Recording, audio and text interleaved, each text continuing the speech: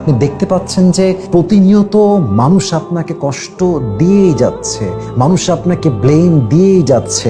আপনি দেখতে পাচ্ছেন আপনার সামনের সবচেয়ে আপন মানুষটা আপনাকে মিথ্যা বলেই যাচ্ছে, প্রতিনিয়ত চিট করেই যাচ্ছে।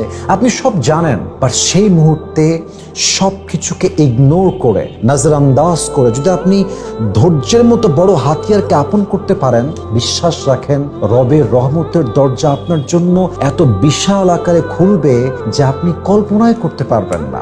বান্দার সবরের লেভেল যখন হাই হয়ে যায় না, তখন আল্লাহ তাআলা নিজেই ফেরেশতাকে ডাক দিয়ে বলে, ফেরেশতা তোমরা দেখো আমার বান্দা কাউকেই কষ্ট দেয় নাই, কারোর সাথেই চিট করে না, তবুও তাকে সবাই ঠকিয়েছে, তাকে সবাই কষ্ট দিয়েছে, বাট আমার বান্দার কোনো কমপ্লেইন নাই, সে আমার উপরে সবর ধারণ করে বসে আছে।